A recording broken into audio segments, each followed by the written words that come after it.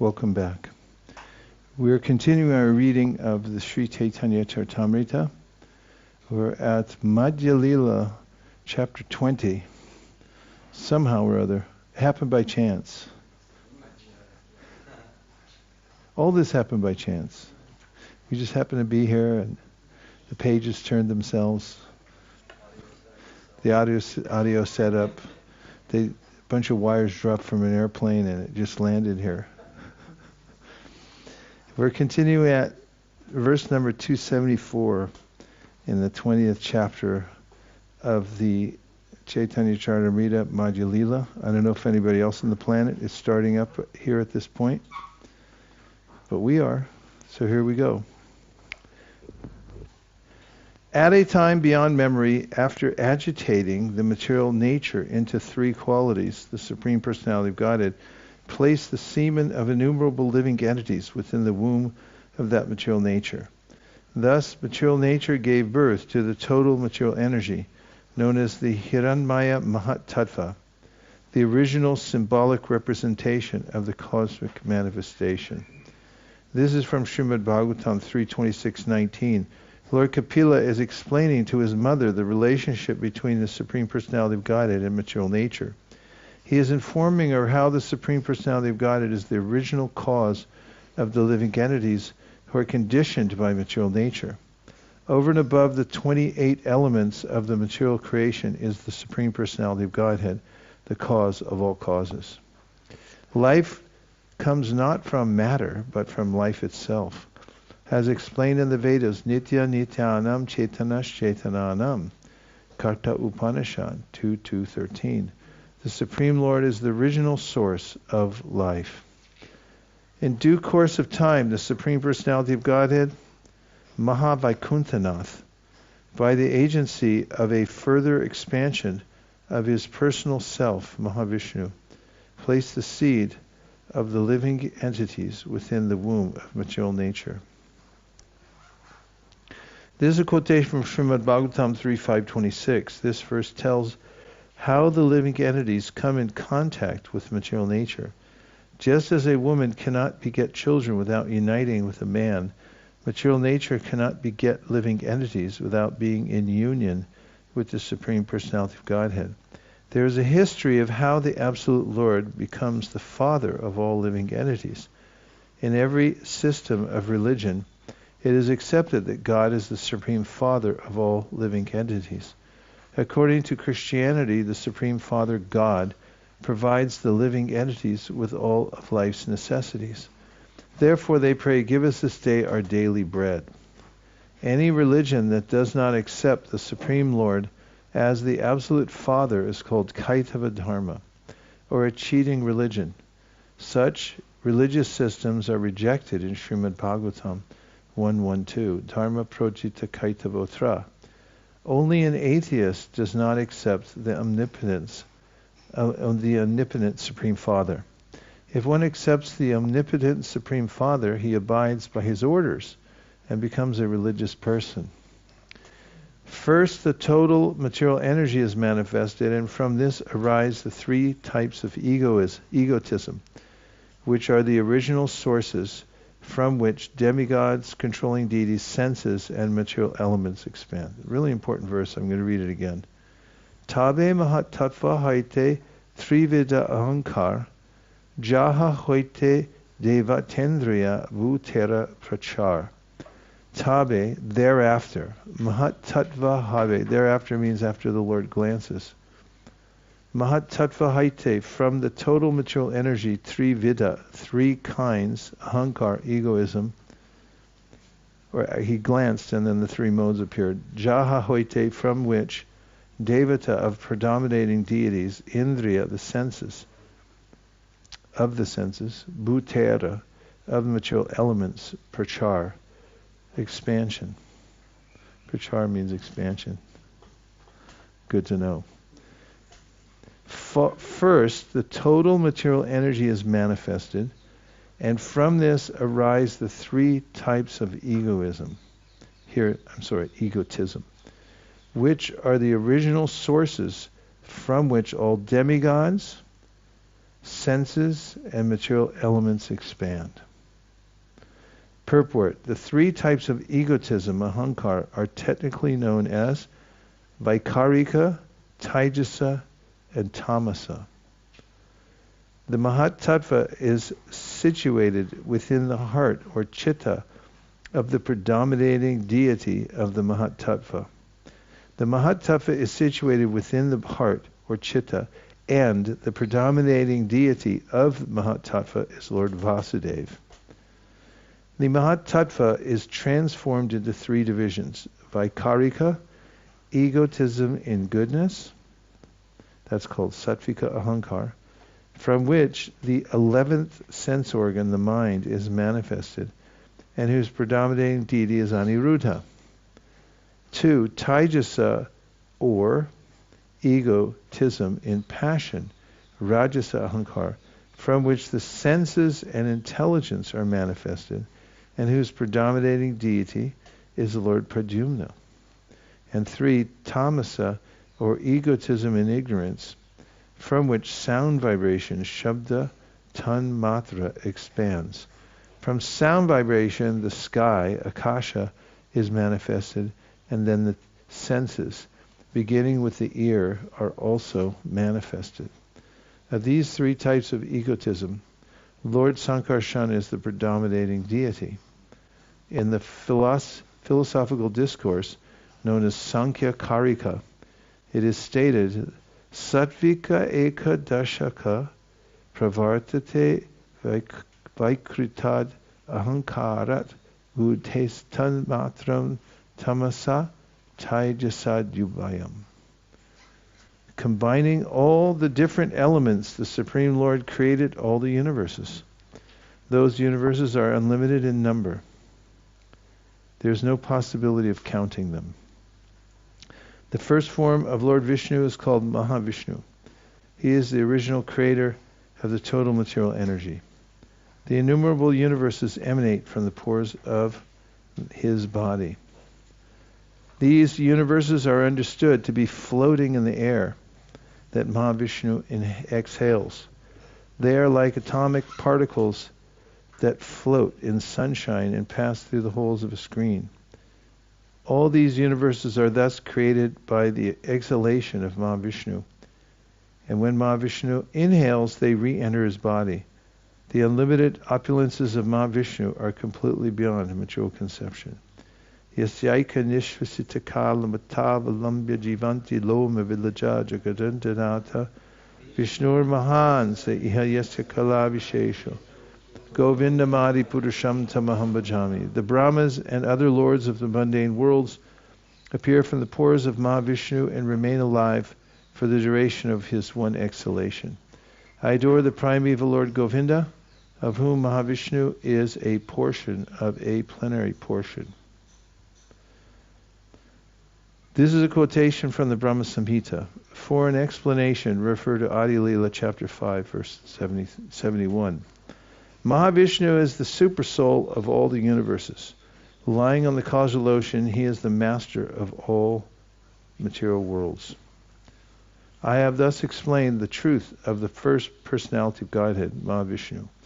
I shall now explain the glories of the second personality of Godhead.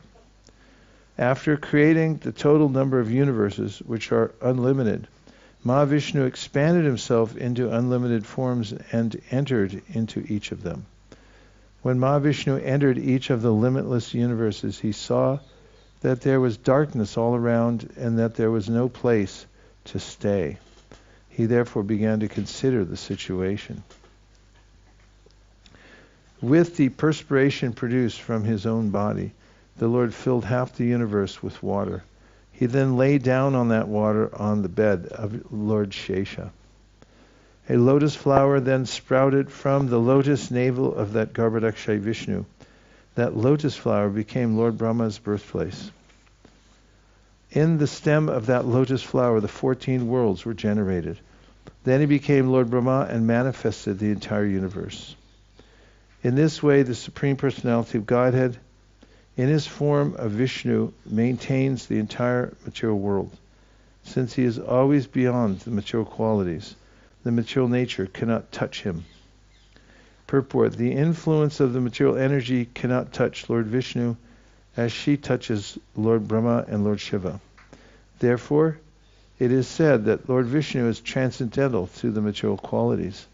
The incarnations of the material qualities, Lord Shiva and Lord Brahma, are under the jurisdiction of the external energy. Lord Vishnu, however, is different.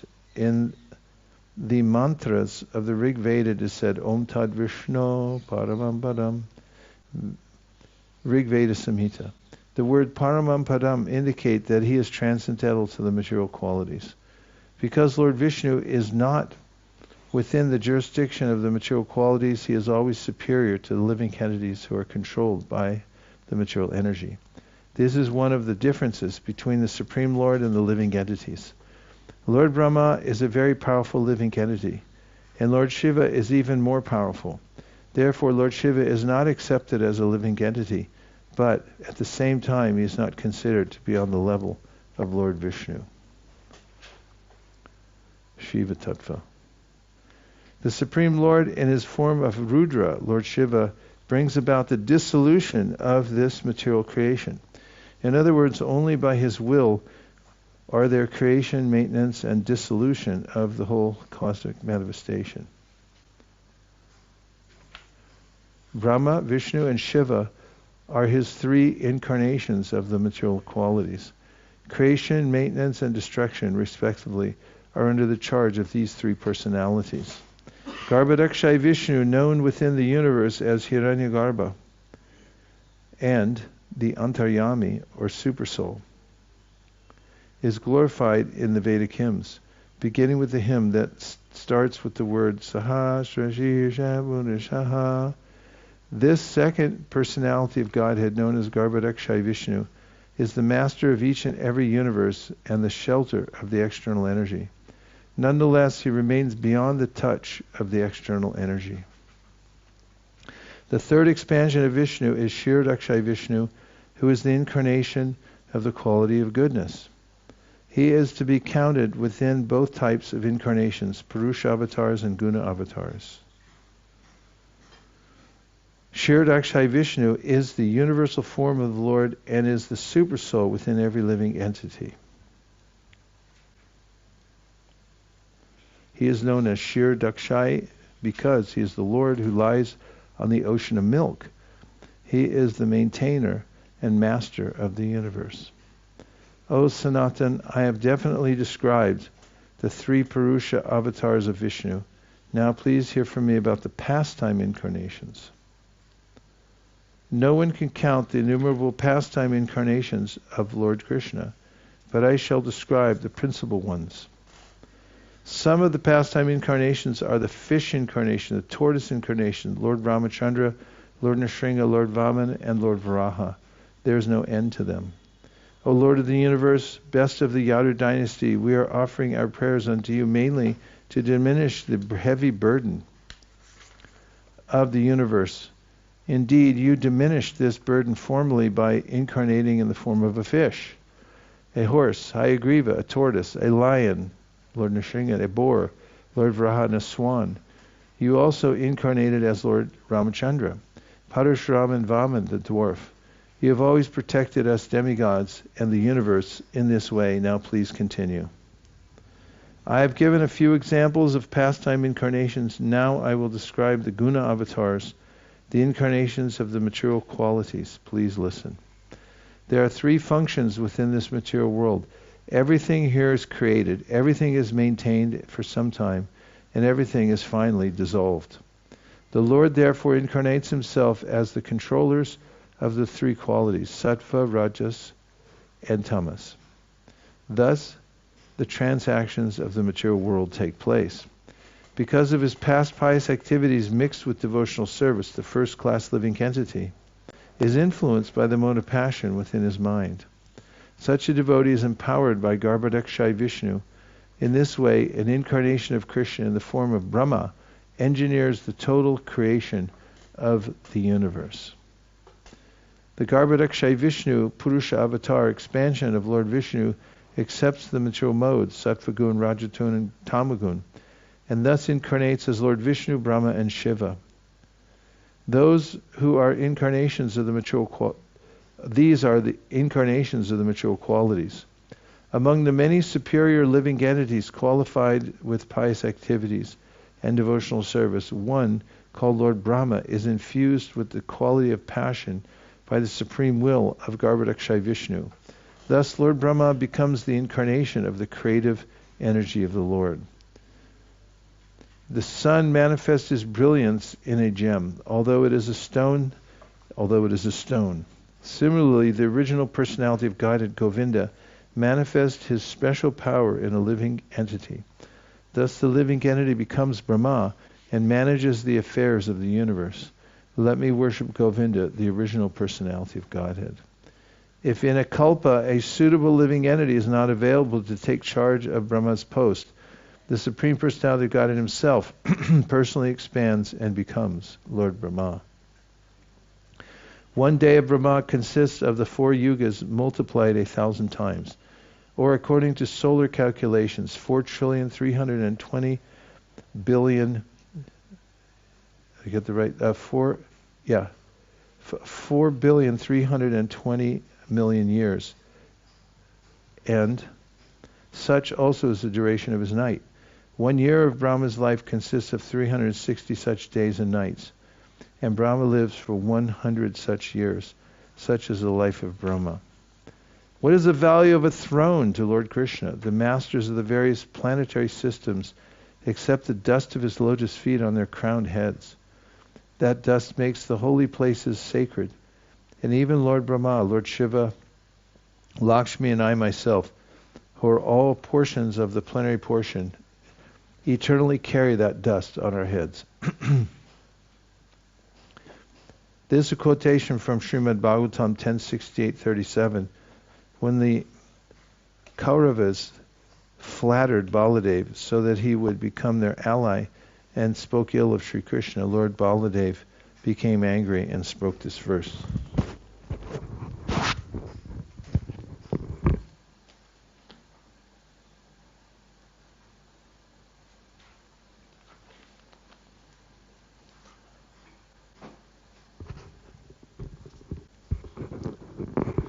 Lord Krishna, the Supreme Personality of Godhead, expands a portion of his plenary portion and, accepting the association of the material mode of ignorance, assumes the form of Rudra to dissolve the cosmic manifestation. This is a description of the Rudra form, which is another expansion of Krishna.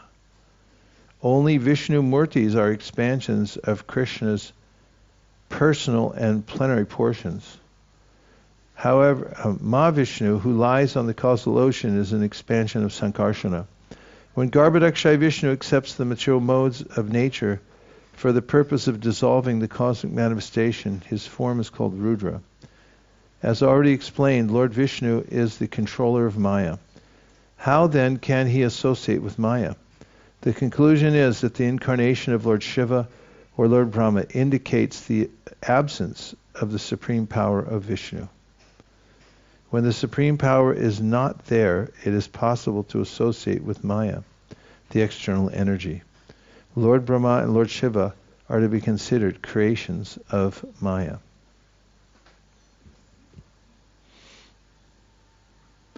Rudra, Lord Shiva, has various forms, which are transformations brought about by association with Maya. Although Rudra is not on a level with the Jiva Tattvas, he still cannot be considered a personal expansion of Lord Krishna. Rudra is simultaneously one with and different from the Vishnu Tattva. Due to his association with Maya, he is different from the Vishnu Tattva.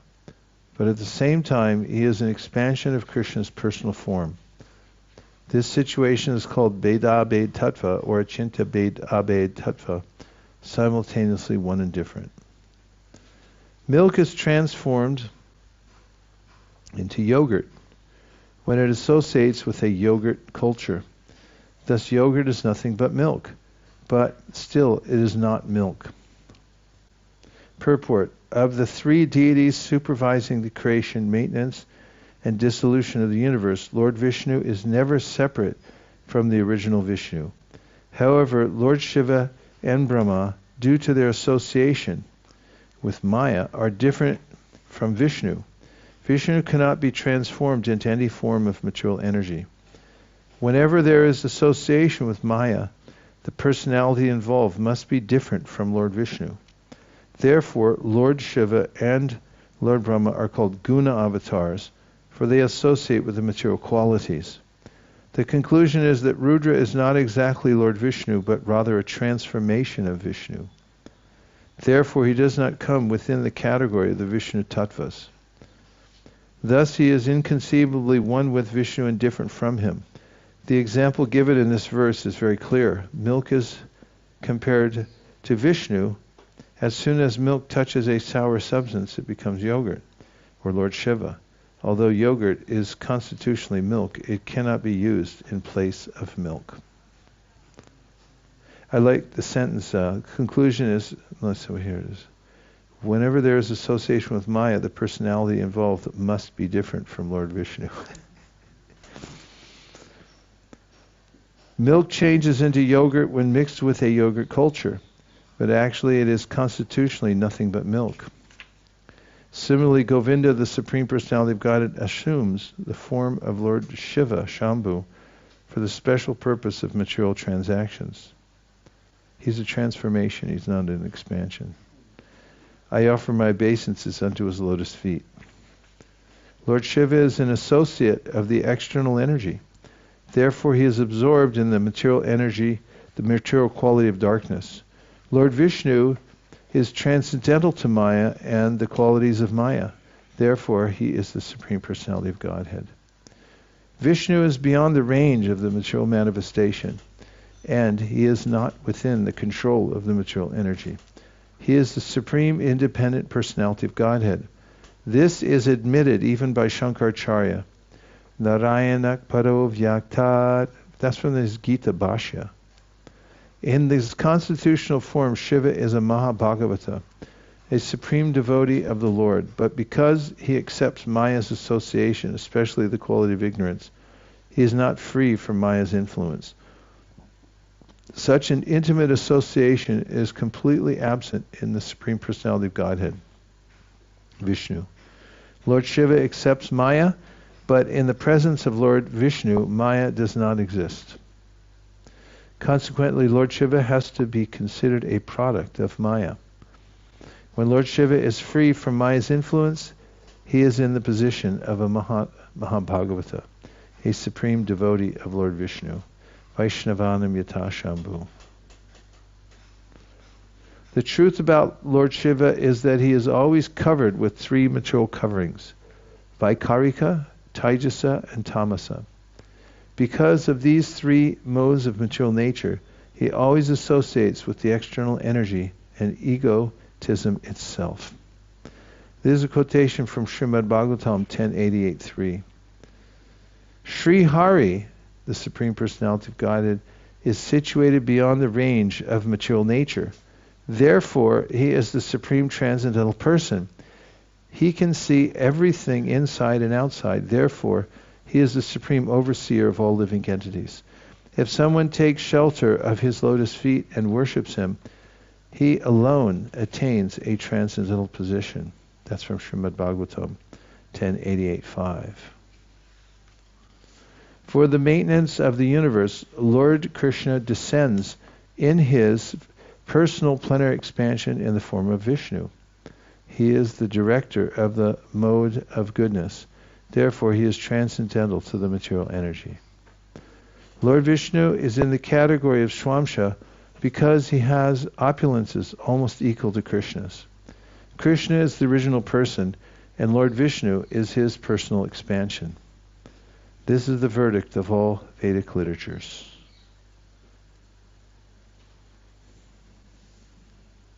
Although an incarnation of the material energy, Lord Brahma is nonetheless the director of the material modes of passion. Similarly, Lord Shiva, although simultaneously one with and different from Lord Krishna, is still the incarnation of the mode of darkness. However, Lord Vishnu is Krishna's personal expansion. Therefore, he is the director of the mode of goodness and is always transcendently situated beyond the jurisdiction of the modes of nature. Sattvam rajastamai iti prakritir gunastar yukta para iha purusha ihasya date stityade harivarinchi hariti samjaha shayamsi tatra kalu safatanor nrinam sihu.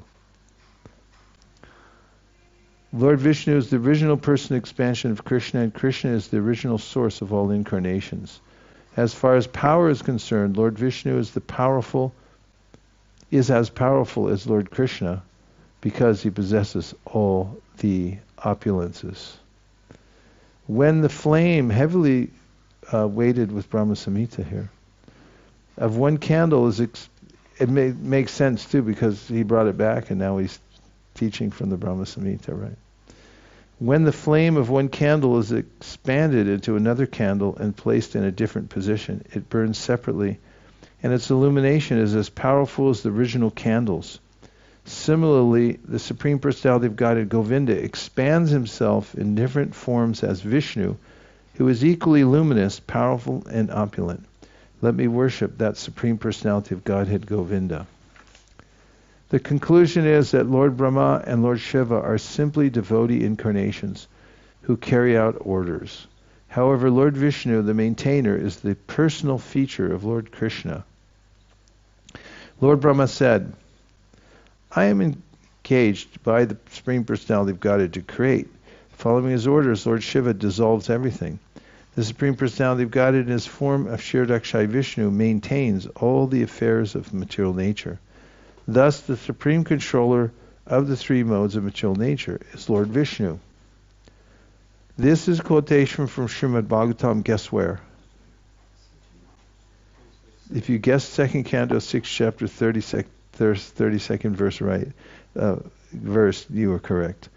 Lord Brahma gave this information to Devarshi Narada when he was receiving instructions from Lord Brahma to understand the Supreme Personality of Godhead, Paramatma.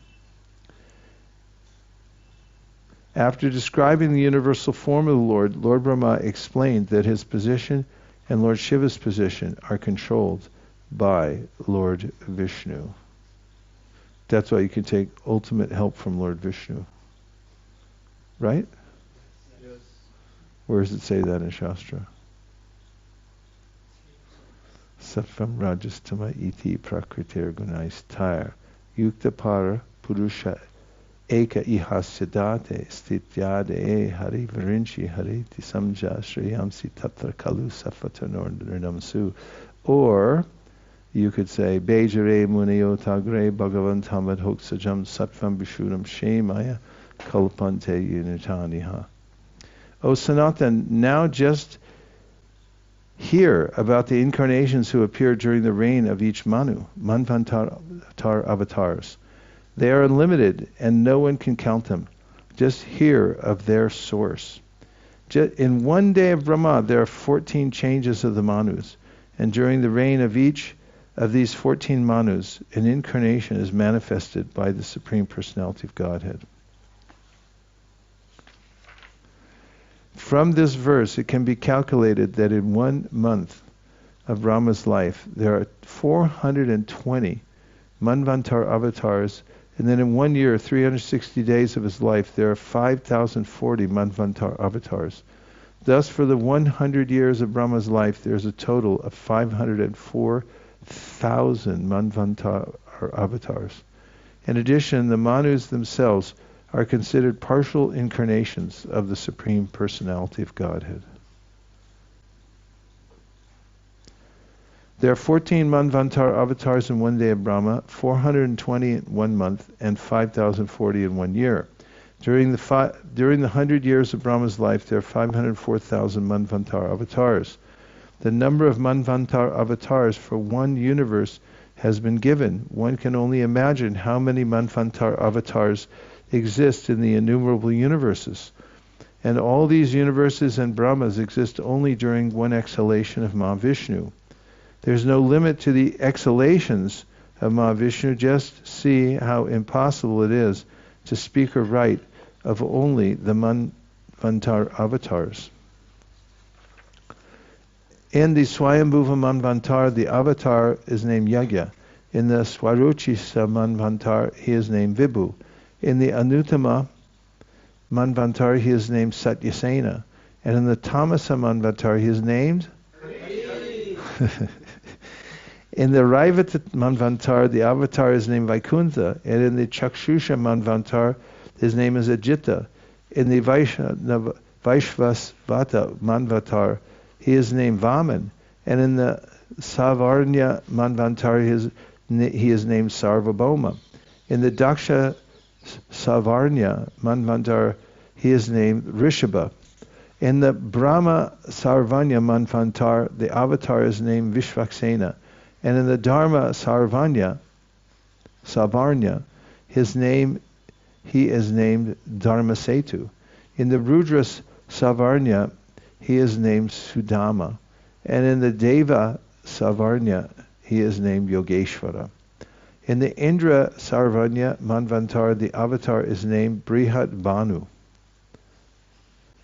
These are the names of the 14 avatars in the 14 Manvantars. Does everyone have that? You got it? Huh? Where's Vamshuli? He could do it. Vamshuli can do it.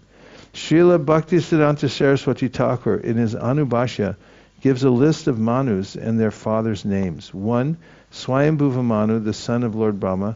2. Swarochisa, the son of Swaruchis, or Agni, the predominating deity of fire. Uttama, the son of King Priyavrata. Tamasa, the brother of Uttama.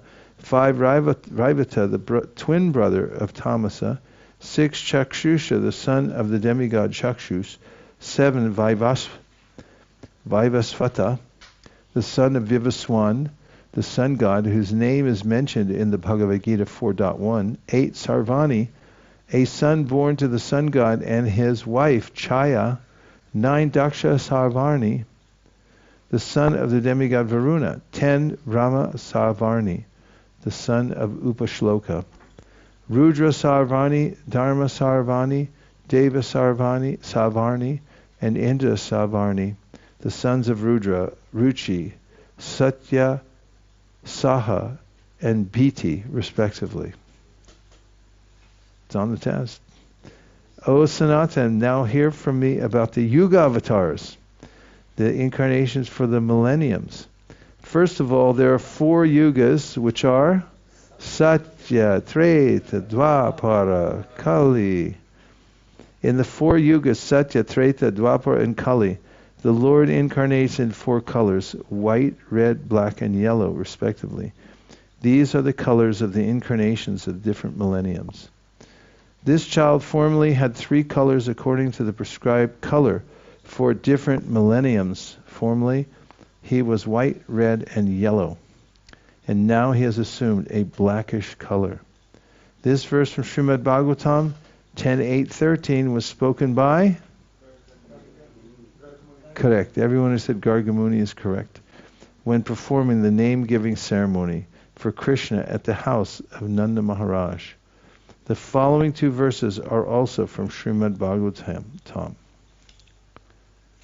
And they are as follows. In Satya Yuga, the Lord appeared in a body colored white with 4 arms and matted hair.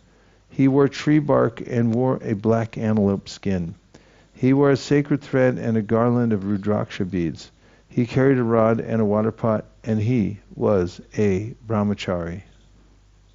In Treta Yuga, the Lord appeared in a body that had reddish hue and 4 arms. There were 3 distinctive lines on his abdomen, and his hair was golden. His form manifested the Vedic knowledge, and he bore the symbols of a sacrificial spoon, ladle, and so on. As the white incarnation, the Lord taught religion and meditation. He offered benedictions to Kardama Muni, and in this way he showed his causeless mercy. Kardama Muni was one of the Prajapatis. He married Devahuti, the daughter of Manu, and their son was Kapiladev.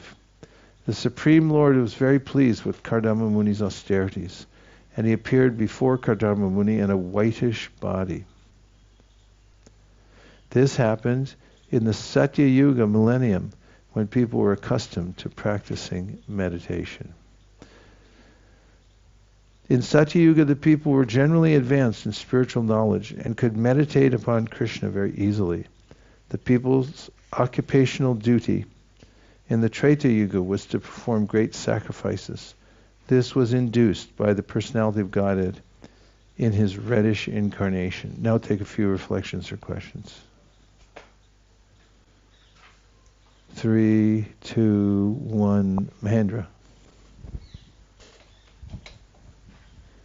I was thinking Krishna accepts so many varieties of unlimited forms and expansions, and just to facilitate the desires of these jivas who want to turn their face from him.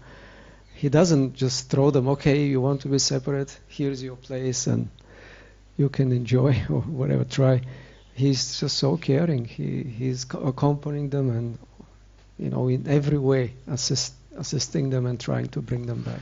Probably gives the analogy of a prison.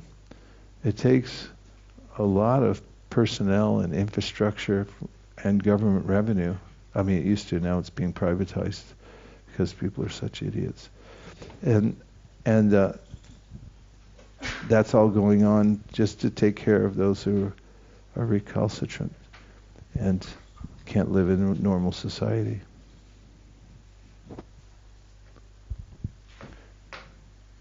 Okay, outside People's Party. Did you have a point? Yeah. Okay, Mukharvind. The same point as Prabhu was saying, that I really like this line that Prabhupada wrote right in the one of the Prabhu. All these expansions of Krishna in the material world are simply demonstration of the Lord's mercy and willingness to give facility to his devotees who are engaged in his devotional service within the material world. Got a lot of backup, huh?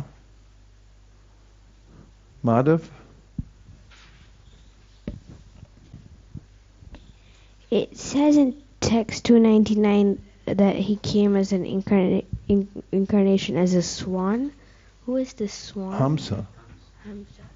You find out in the 11th canto that the 4 Kumaras meet Hamsa and they have a dialogue with him, very philosophical dialogue. So that's their 11th canto, Hamsa. Anyone else? Kaivalya Vallabha? 1, 2.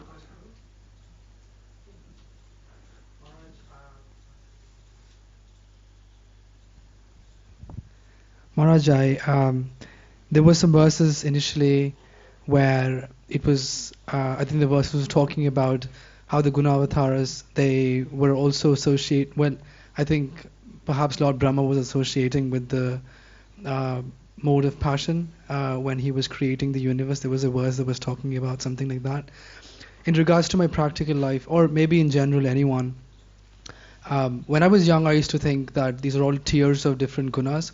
Ignorance is the lowest, passion, sattva guna, and then devotees have to try and become beyond sattva, which is Shuddha sattva.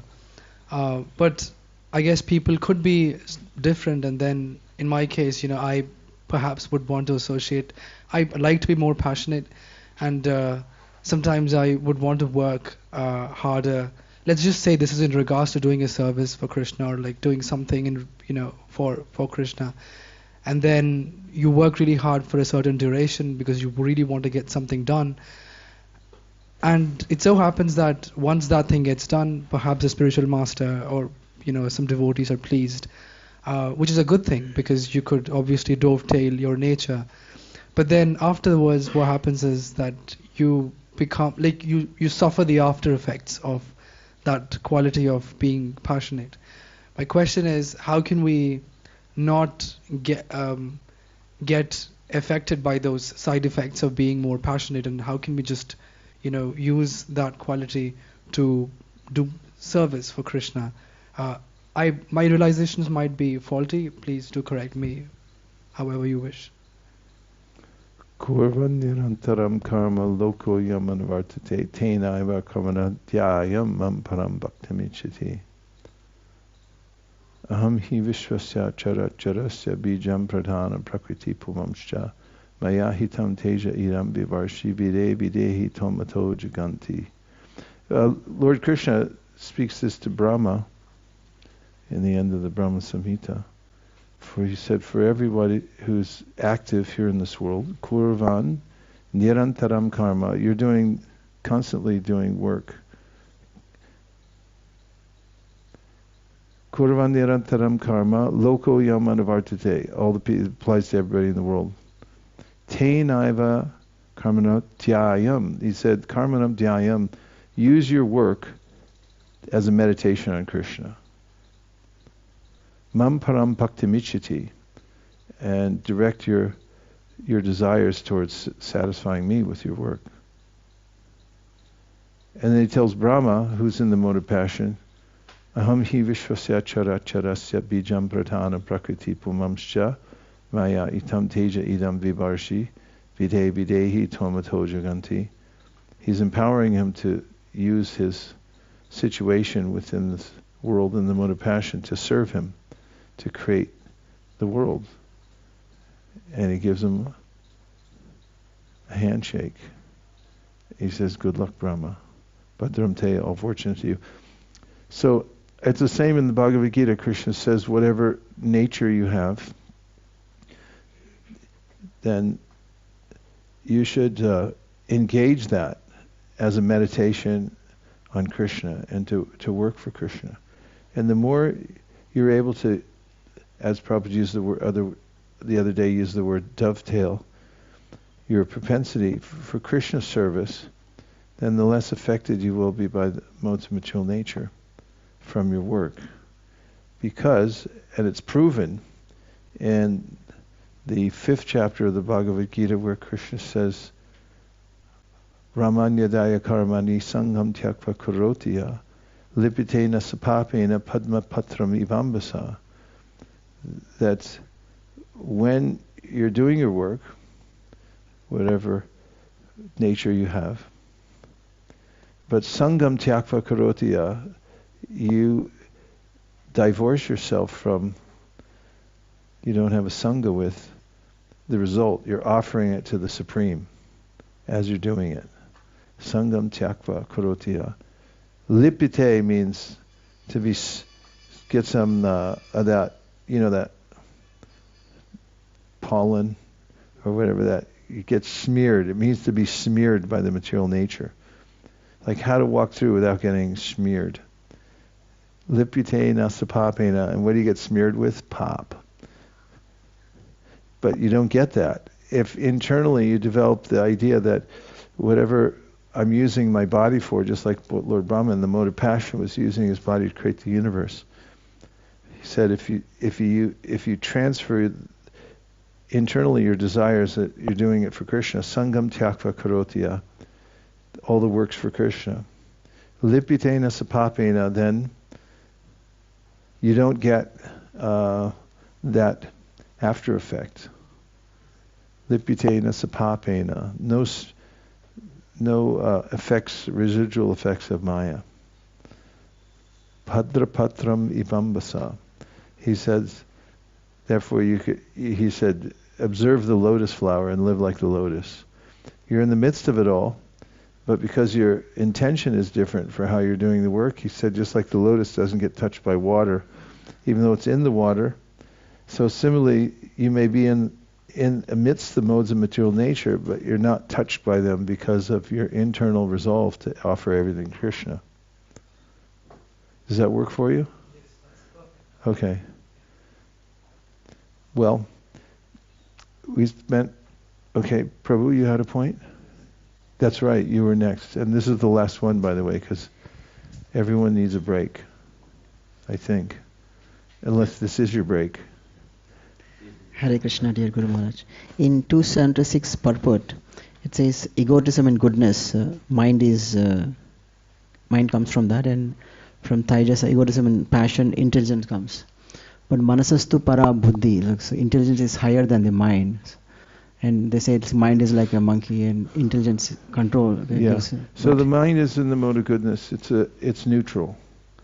It's just like a screen that reflects the various images that we get from the material world. But the intelligence is in the mode of passion because it discerns how to take those images and connect them to material enjoyment. So in other words, you may see a lemon and a lime in your mind, but then your intelligence goes, lemon lime. Why not mix the two and put in a little sugar? That's passionate because it's creative and it's like thinking like how to manipulate the material nature. But the mind just is there, it's just the screen. It's not doing anything except catching the imagery. But the intelligence is the one that's figuring out how to mix it all together. And it's either mixed together for Krishna or it's mixed together for trying to satisfy the senses. That's why the intelligence is, it's a passionate creation.